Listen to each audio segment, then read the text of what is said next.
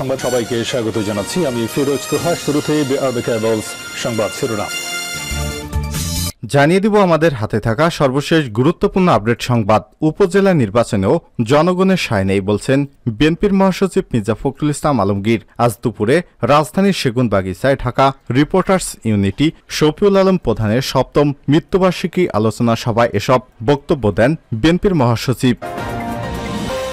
এরপর জানিয়ে দেব জোর করে ব্যালটে সিল ভিডিও করতে গেলে সাংবাদিকের উপর হামলা। শরীয়তপুরের জাজিরায় ভোটকেন্দ্র দখল করে ব্যালটে সিল মারার খবর পেয়ে ভিডিও ধারণ করতে গিয়ে হামলার শিকার হয়েছেন ৬ সাংবাদিক সহ অন্তত ১০ জন। জানিয়ে দিব ভোটকেন্দ্র প্রভাব বিস্তার করতে গিয়ে ইউপি চেয়ারম্যান গ্রেপ্তার।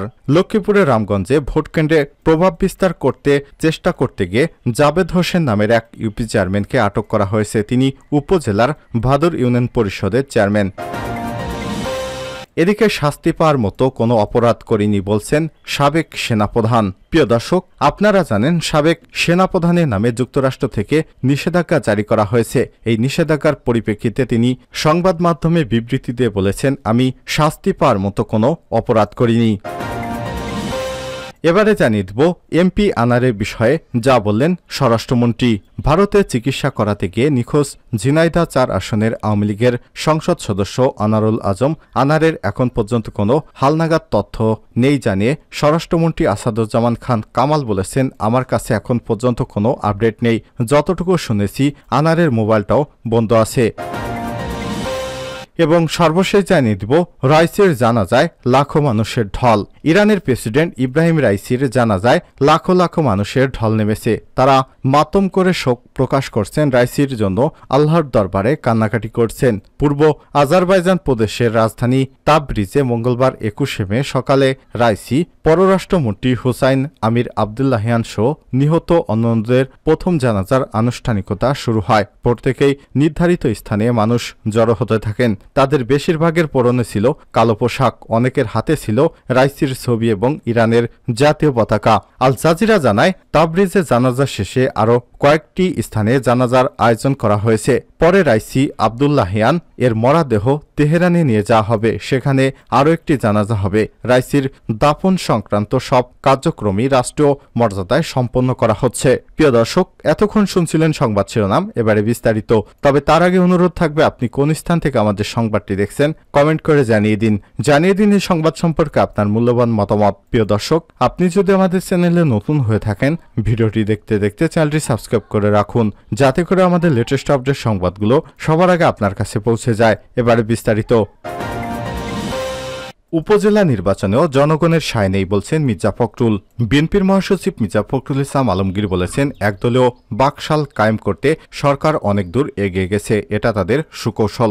গণতন্ত্রের আলখেল্লা পরে নির্বাচন নাটক মঞ্চ দেখাচ্ছে সরকার, এটা কোনো নির্বাচন হচ্ছে না। গত ১৫ বছরে যে অপকর্ম করেছে সেই ভয় তারা সুষ্ঠু ভোট দিতে ভয় পায়। এখন যে উপজেলা নির্বাচন হচ্ছে তাতে জনগণের কোনো সায় নেই। প্রকৃত অর্থে এর মাধ্যমে কোনো জনগণের রায়ের প্রতিফলন হচ্ছে না। মঙ্গলবার ২১শে মে দুপুরে রাজধানীর সেগুনবাগিচায় ঢাকা রিপোর্টার্স ইউনিটিতে এক স্মরণ সভায় প্রধান অতিথির বক্তব্যে তিনি এসব কথা বলেন। জাতীয় গণতান্ত্রিক পার্টি জাগবার প্রতিষ্ঠাতা সভাপতি শফিউল আলম প্রধানের ৭ম মৃত্যুবার্ষিকী উপলক্ষে দলটির এক অংশের উদ্যোগে এই স্মরণ সভা অনুষ্ঠিত হয়। নেতাকর্মীদের উদ্দেশ্যে বিএনপির মহাসচিব মির্জা ফখরুল ইসলাম আলমগীর বলেছেন, আমরা কখনো যেন হাল না ছাড়ি, বুকে বল নিয়ে চলি। মির্জা ফখরুল ইসলাম বলেন, আমরা বারবার বলেছি আমরা ক্ষমতায় যেতে রাজনীতি করছি না, আমরা একটা সুষ্ঠু নির্বাচন চাই, মানুষের ভোটের অধিকার ফিরিয়ে দিতে চাই। এতে আওয়ামী লীগের এত ভয় কেন? কারণ তারা যে অপকর্ম করেছে এগুলো তন্ন তন্ন করে খুঁজে বের করা হবে সেই ভয়। স্বাধীনতা আন্দোলনের মূল দাবি ছিল গণতন্ত্র, সেই চেতনা আওয়ামী লীগ ধ্বংস করেছে। তারা এখন আবার দেশকে যখন একদলীয় শাসনের দিকে নিয়ে যেতে চায়, তারা সেটি করতে পারছে না, তার মূল বাধা হচ্ছে বিএনপি। এ সময় তিনি বলেন, তরুণ সমাজ কোথায়? দেশের এই অবস্থা পরিবর্তনের জন্য কি তাদের আলোড়িত করে না? এমন প্রশ্ন রেখে বিএনপির মহাসচিব বলেন, আমরা অন্য কোনো পথ চিনি না, আন্দোলনের বিকল্প নেই, জনগণকে বেরিয়ে আসতে হবে, রুখে দাঁড়াতে হবে। তিনি আরো বলেন, সরকার বিরোধী দলীয় নেতাকর্মীদের দমন করতে আইন শৃঙ্খলা বাহিনী, বিচার বিভাগ সহ সকল প্রতিষ্ঠান ব্যবহার করছে, এমনকি সাংবাদিকদের লেখার এবং মত প্রকাশের স্বাধীনতা পর্যন্ত নেই। মির্জা ফখরুল বলেন, দুর্নীতি আর লোপাটের সঙ্গে যারা জড়িত তাদেরকে সেই ব্যাংকগুলোর দায়িত্ব দিয়েছেন। পুরো পুরো দেশের সম্পদ লুটপাট করেছেন তারা। এ সময় তিনি আরো বলেন, সাবেক সেনাপ্রধান জেনারেল আজিজ আহমেদের স্যাংশন হয়তো অনেকেই খুশি হয়েছেন, কিন্তু এটা আর একটা বিভ্রান্তি করা। র্যাবের উপর এক ধরনের স্যাংশন দেয়া রয়েছে, তাতে তাদের কিছুই হয়নি, তাদের অপকর্ম থামেনি। আমাদের ঘরে যদি নিজ নিজ ঘরে নিজে সামলাতে না পারি, কেউ এসে সামাল দিবে না। নিজেদের শক্তি দিয়ে এদেরকে পরাজিত করতে হবে। ভোটের মধ্য দিয়ে এদেরকে পরাজিত করব যদি সুষ্ঠু নির্বাচন হয়। অবাধ ও সুষ্ঠু নির্বাচনের দাবিতে সকলকে আবারও ঐক্যবদ্ধ হওয়ার আহ্বান জানিয়ে মির্জা ফখরুল ইসলাম বলেন, এই ভয়াবহ দানবীয় সরকারকে পরাজিত করে জনগণের সরকার প্রতিষ্ঠা করব ইনশাল্লাহ।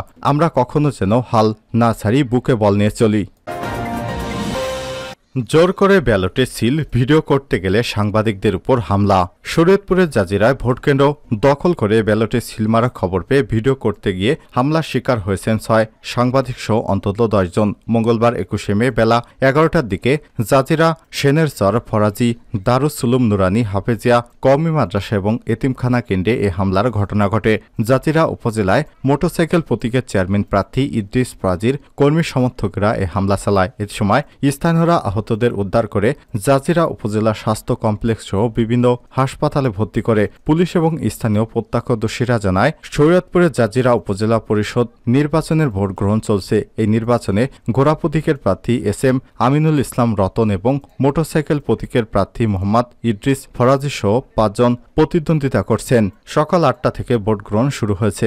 জাজিরা উপজেলা প্রেস ক্লাবের সভাপতি পলাশ খান, সহসভাপতি বরকত মোল্লা, কালবেলার ভেদরগঞ্জ প্রতিনিধি আশিকুর রহমান হৃদয়, সাংবাদিক সানজিদ মাহমুদ সুজন, রুহুল আমিন সহ জেলার সাংবাদিকেরা জাজিরা ফরাজি দারুস সুন্নাহ নুরানি হাফিজা কওমি মাদ্রাসা এবং এতিমখানা কেন্দ্রে সংবাদ সংগ্রহ করতে যান। সেখানে মোহাম্মদ ইদ্রিস মোটরসাইকেল প্রতীক কর্মী সমর্থকরা ভোটকেন্দ্র কক্ষের কাপড় সরিয়ে প্রকাশ্যে ভোট দিচ্ছিলেন। এ সময় সাংবাদিকেরা ভিডিও ধারণ করতে গেলে ইদ্রিস ফরাজের সমর্থক বিপ্লব সহ 25 থেকে 30 জন কর্মী সমর্থকেরা সাংবাদিক পলাশ বরকত হৃদয় সুজন রুহুল নুরুল আমিনদের উপর হামলা চালায়। এ সময় 6 সাংবাদিক সহ 10 জন আহত হয়েছে। হামলায় আহত সাংবাদিক আশিকুর রহমান হৃদয় বলেছেন, ভোটকেন্দ্রের বাইরে অবস্থান করছিলাম, হঠাৎ জানতে পারি ভোটকেন্দ্রের মধ্যে ভোটারদের প্রকাশ্যে ভোট দিতে বাধ্য করছে মোটরসাইকেল প্রতীকের সমর্থকেরা। পরে আমরা কয়েকজন সাংবাদিক ভিডিও ধারণ করতে গেলে সবুজ শার্ট গায়ে বিপ্লব খা মোটরসাইকেলের ব্যাস পরা এক যুবক আমাদের বাধা দেয় এবং মোবাইল কেড়ে নেয়। পরে আমাদের সঙ্গে থাকা অন্য সহকর্মীদের আমাদেরকে বাঁচাতে এগিয়ে আসলে মোটরসাইকেল প্রতীকের প্রার্থীর ভাই ইমন ফরাজির নেতৃত্বে অনেক লোক এসে আমাদের উপর হামলা চালায়। পুলিশ থেকে সাহায্য চাইলে তারাও আমাদের সাহায্য করতে এগিয়ে আসেনি। আহত আরেক সাংবাদিক বরকত মোল্লা অভিযোগ করে বলেছেন, আমাদের উপর যখন হামলা চালানো হয় আমরা প্রশাসনের কাছে হাতজোড় করে বাঁচাতে অনুরোধ করেছিলাম, তারা তখন সরে যায়, কেউ আমাদের বাঁচাতে এগিয়ে আসেনি। সাংবাদিক পরিচয়পত্র দেখলেই হামলাকারীরা মারধর শুরু করে। এ ব্যাপারে নির্বাচন সহকারী রিটার্নিং কর্মকর্তা এবং জাজিরা উপজেলা নির্বাহী কর্মকর্তা ইউএনও সাদিয়া ইসলাম লুনা বলেন, আমরা খবর পেয়ে জেলা প্রশাসক সহ কয়েকটি কেন্দ্র পরিদর্শন করেছি। যারা আহত হয়েছেন তারা আইনশৃঙ্খলা বাহিনীর কাছে অভিযোগ দিলে ব্যবস্থা নেওয়া হবে। ভোটকেন্দ্রে প্রভাব বিস্তার করতে গিয়ে ইউপি চেয়ারম্যান আটক। লক্ষ্মীপুরের রামগঞ্জ ভোটকেন্দ্রে প্রভাব বিস্তারের চেষ্টা করতে গিয়ে জাবেদ হোসেন নামের এক ইউপি চেয়ারম্যানকে আটক করা হয়েছে। তিনি উপজেলার ভাদুর ইউনিয়ন পরিষদের চেয়ারম্যান। মঙ্গলবার 21 মে দুপুর 2:30টার দিকে রামগঞ্জ থানার ভারপ্রাপ্ত কর্মকর্তা ওসি মোহাম্মদ সুলাইমান তাকে আটকের বিষয়টি নিশ্চিত করেন। এর আগে সকাল 10টার দিকে ভাদুর উচ্চ বিদ্যালয় কেন্দ্র থেকে তাকে আটক করে দায়িত্বরত নির্বাহী ম্যাজিস্ট্রেট। এরপর কিছুক্ষণ তাকে কেন্দ্রের সামনে বসিয়ে রাখা হয়। পরে তাকে থানায় পাঠানো হয়েছে। প্রায় 4 ঘণ্টা ধরে তিনি থানায় বসে আছেন। প্রত্যক্ষদর্শীরা জানায়, আটক জাবেদ চেয়ারম্যান প্রার্থী দেলোয়ার হোসেন দেওয়ান পাচ্চুর মোটরসাইকেলের হয়ে কাজ করছেন। তার পক্ষে জাবেদ কেন্দ্রে গিয়ে প্রভাব বিস্তার করছিল। এতে নির্বাহী ম্যাজিস্ট্রেট তাকে আটক করে কেন্দ্রে পৃথক স্থানে বসিয়ে রেখেছে। শাস্তি পাওয়ার মতো কোনো অপরাধ করেনি সাবেক সেনাপ্রধান জেনারেল আজিজ আহমেদ বলেছেন, শাস্তি পাওয়ার মতো কোনো অপরাধ করিনি। মার্কিন যুক্তরাষ্ট্রের এ নিষেধাজ্ঞায় অবাক হয়েছি। অভিযোগ প্রমাণ করতে পারলে যে কোনো পরিণতি মেনে নিতে প্রস্তুত রয়েছে। মঙ্গলবার 21 মে একটি বেসরকারি টিভি চ্যানেলে দেয়া বিশেষ সাক্ষাৎকারে সব দাবি করেছেন তিনি। এর আগে দুর্নীতিতে সম্পৃক্ততার অভিযোগে আজিজ আহমেদের উপর নিষেধাজ্ঞা দিয়েছে যুক্তরাষ্ট্র। স্থানীয় সময় সোমবার 20 মে মার্কিন পররাষ্ট্র পররাষ্ট্র দপ্তরের ওয়েবসাইটে প্রকাশিত এক বিবৃতিতে আজিজ আহমেদ এবং তার পরিবারের সদস্যদের যুক্তরাষ্ট্রে প্রবেশে অযোগ্য ঘোষণার কথা জানানো হয়। এদিকে সাক্ষাৎকারে আল জাজিরায় প্রকাশিত all the time prime ministers main এর প্রসঙ্গ তুলে আজিজ আহমেদ সেটাকে একটি নাটক হিসেবে আখ্যা দেন তিনি।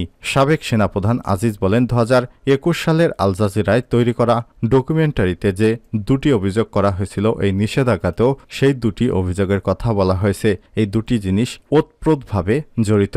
ভাইয়ের কথা বলতে গিয়ে আজিজ বলেন, আমি সেনাপ্রধান হওয়ায় অনেক আগ থেকে সে বিদেশে বসবাস করে। সে যদি বিদেশে গিয়ে থাকে তাহলে বৈধ পাসপোর্ট নিয়েই গেছে। এখানে আমি আমার পদপদবি ব্যবহার করে দেশের আইন ফাঁকি দিতে সাহায্য করেছি, এমন অভিযোগ মেনে নিচ্ছি না, মেনে নিতে পারি না, এটা সঠিক নয়।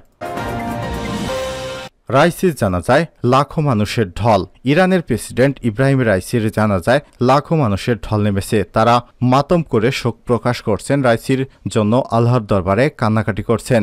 আল জাজিরা জানায়, তাবরিজে জানাজা শেষে আরও কয়েকটি স্থানে জানাজার আয়োজন করা হবে। এদিকে মাশহাদ শহরে রাইসির দাফনের জন্য ব্যাপক প্রস্তুতি চলছে। আয়োজকেরা বলছেন, সবকিছু ঠিক থাকলে সেখানে তাদের প্রেসিডেন্টকে গৌরবময় দাফন উপহার দেওয়া হবে। রোববার ইরানের পূর্ব আজারবাইজানে প্রদেশের জোলফা এলাকার কাছে একটি দুর্ঘটনার কবলে পড়ে রাইসিকে বহনকারী হেলিকপ্টারটি। পরে সোমবার দুর্ঘটনার প্রায় 16 ঘণ্টা পর হেলিকপ্টারের ধ্বংসাবশেষের সন্ধান পাওয়া যায়। এদিকে এই দুর্ঘটনায় প্রেসিডেন্ট রাইসি, দেশটির পররাষ্ট্রমন্ত্রী হোসাইন আমির আবদুল্লাহিয়ান এবং পূর্ব আজারবাইজানের গভর্নর মালেক রাহমাতি সহ সব আরোহী নিহত হয়েছে।